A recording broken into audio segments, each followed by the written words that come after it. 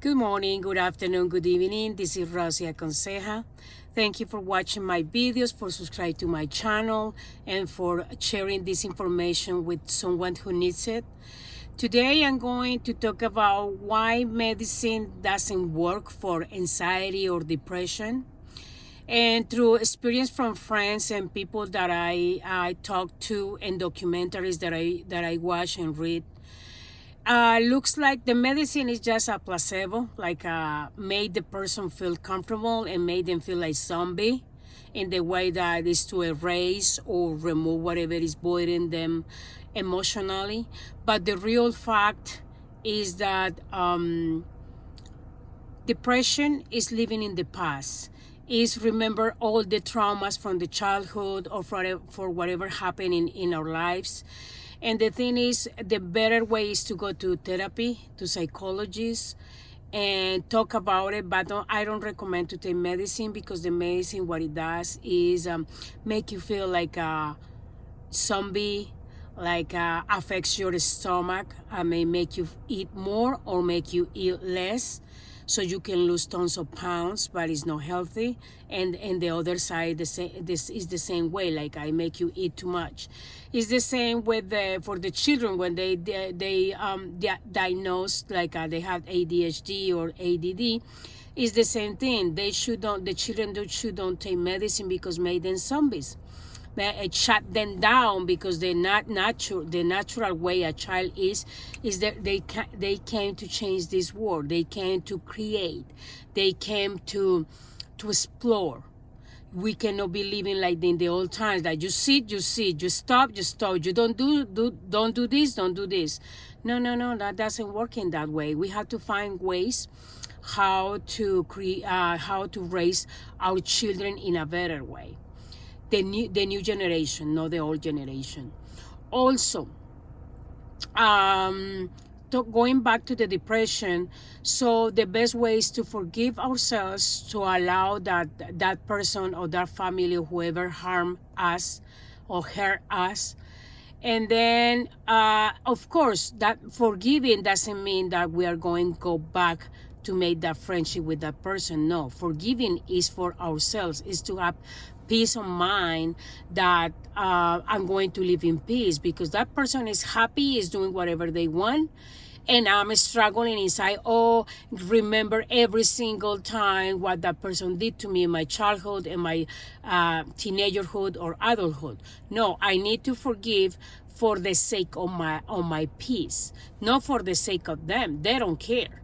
But at least inside of me, if I don't talking with that person anymore, I'm going to say, I forgive myself to allow you, such and such person, to allow you to hurt me, but you're not hurting me anymore. I'm in a better stage, a better way in my life, and I'm not going to allow that those memories are going to still affecting me in some way.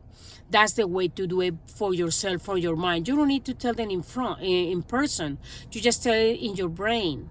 So in that way, you're convinced that you can live in peace. Yes, I'm not saying that we have a eraser and erase all the bad circumstances and experiences that we have in the past. No, that doesn't mean that. We always are going to remember. But the difference is those traumas, those things that hurt us, the people who hurt us, we're not going to remember them with anger. We're going to forgive them, because if we think beyond, that people who hurt us, they were hurt in a worse way. For example, my father, he was a violent person who mistreated us, my brothers, my sisters, and myself. So the way that we do it, the way that I did it is to forgive him. And I told him in person as well, please forgive me whatever if I hurt you. And I forgive you. I forgive you for what you done to me. I know you coming from a violent family. And my dad used to tell me many years ago that his father was very violent with him. He never knew what is a hug, a kiss, an affection, compassion, kindness. No, always was yelling, screaming, and hitting with the bell or with a plant that they said that he get bleeding from his skin back in the days when he was little. So If you see the situation from outside of yourself, you feel compassion. You say, oh, I'm so, I feel bad for my dad. And in real life, I feel bad for him because he went through a traumatic childhood worse than the one that I did. So what he learned, he applied it to us, to the kids. But I'm the one who is conscious and use my common sense. And when I was raising my kid that now is an adult person, I said, I'm not going to do the same thing like my dad did to me, because I want to create affection, kindness, love, and I want to educate my kid in a different way. I want to create security, self-esteem. So that's what I did. And my son, thank God, now is successful in his job and everything. So, see, we can turn things around. Remember, you cannot relate medicine. Medicine is a placebo. It's something that, yes, take away your pain for a few minutes, but once the effects goes away, you're going to feel devastated. You're going to feel miserable. You're going to feel like you don't want to live. So everything is inside of you. You control your emotions. You control your life. Nobody else controls your emotions in your life. And if you are not aware of those things, you're going to keep hurting yourself, no matter how many tons of medicine you take a day for your depression or anxiety or whatever. Is going to go back to you until you don't take control of your emotions and the way that you feel. It's the same with anxiety. Why people nowadays are extra anxiety? Because it's living too much in the future. Because we have, well, I say we to don't offend anyone, because I don't suffer from anxiety. No anymore. I used to in my younger years, but I went to therapy. I read a lot of books. I'm more spiritual. Like, I take care of my thoughts and my actions. So that made me aware that what I'm doing the right thing. And also I'm living in the present. I used to live too much in the future. What that means, when you live too much in the future, you are afraid of everything. What is going to happen tomorrow? What is going to happen next week? What is going to happen next month, next year? Am I going to have money to pay my rent? Am I going to have money for food? So instead to worry, take care action. Take care of your things. Because people overthink too much, but don't move a finger. For example, in my younger years, I used to worry, am I going to have, what about if I get fired from my job and I'm not going to have money to pay? No, I changed that to say, let me sit down by myself. I'm going to find out how can I be secure about my job. So to don't lose my job, I'm going to do better the things that I'm supposed to do. I'm going to ask questions to my leader or boss saying, hey, how can I do this? I'm not sure about that. Can you give me better training, or can I have more training? Because I feel like I have some gaps in certain things. So I start to make actions, like make sure that I'm going to keep that job as long as I can. But guess what? People worry about too much to lose their job. This is an example. But at the same time, they don't do the right thing to keep their job. They start to arrive late. They start to gossip everywhere. They start to talk about behind other people. They start to do the wrong thing. And then guess what? They get fired. And then they complain, why I got fired? See, I was doing the right thing. No, you were not doing the right thing, because you were gossiping, you were arriving late, you were not doing what you're supposed to do in your job. So you create that you get fired, and then you confirm it. Says, see, I was worried about that I'm going to lose my job, and now I lost my job. It's because what you do.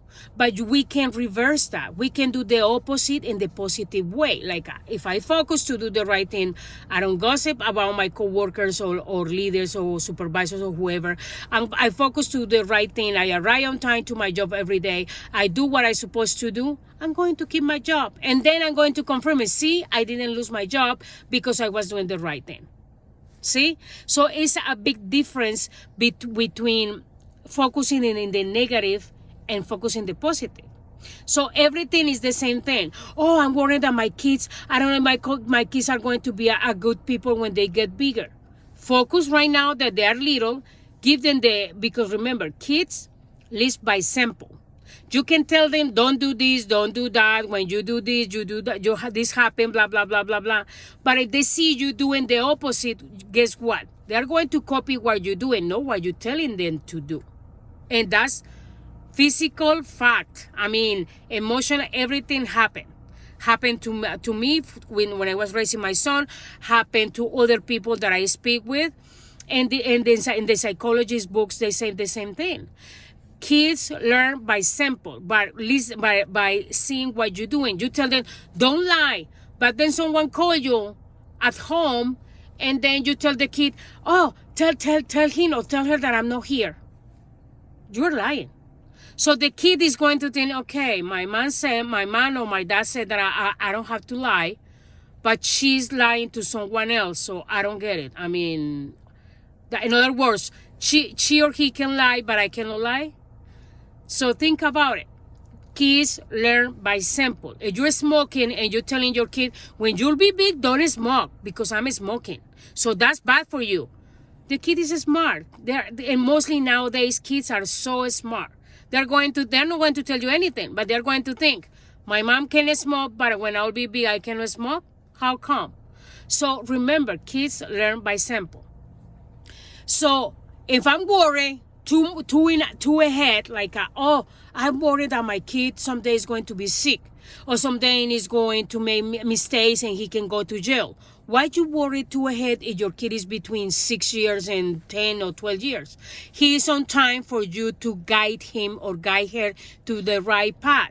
So instead to worry what is going to happen in his adulthood or her adulthood, start to take care of them right now. That you have the chance to guide them, to explain to them what is right and what is wrong, and is their decision, whatever they are going to do, that is going to affect them, even though it's going to affect you too, because you are the mother or the father, that you care about your kid, doesn't mean that in the future, whatever happens is going to happen. But right now, you need to take action right now. No worry about their adulthood. I'm just giving you samples, because most of people think too much in the future and they are missing the present.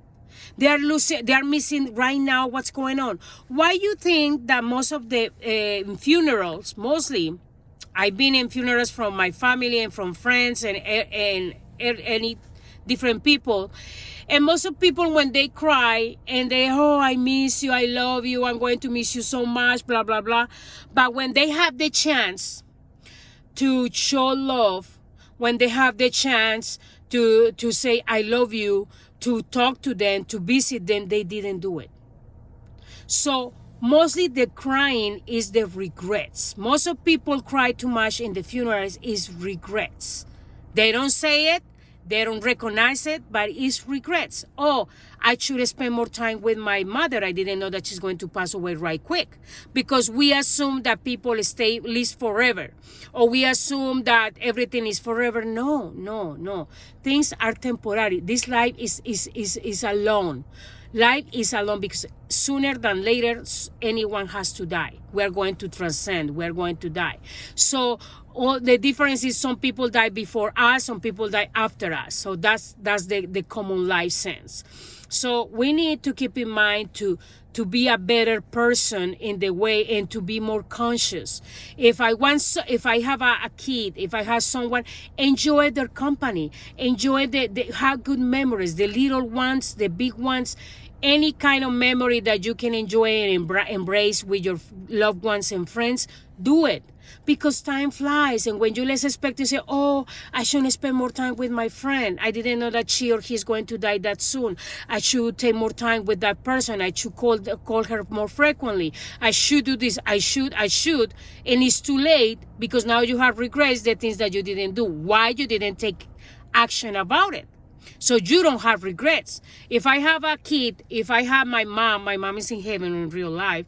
But when I have the chance, I had regrets for her, because I couldn't, because of the situation, the geographic situation, I didn't have the chance to spend more time with her. So then I had regrets. So that's from own experience and experience from others. That's why I'm sharing this with you. So anxiety and depression is the same thing. Depression, you're living too much in the past. Anxiety is to living too much in the future. So take care of your present. Live your present. Enjoy your present. Enjoy. You have loved ones, and you are by yourself, and you have cats, and you have pets. Enjoy those creatures because they are there giving you some companion. And maybe the time to be by yourself is to recognize yourself, to learn to live by yourself. So once you learn to be to live with yourself, then you will enjoy the company from others. When people don't know how to live with themselves, and they are needy, clingy, they are looking for someone to fulfill those needs, is when someone comes to your life and you don't value their company, you don't value things that the other person is giving you because you don't even value to be by yourself. Thank you for watching my videos, for subscribing to my channel, and see you until next time. Thank you. Bye-bye.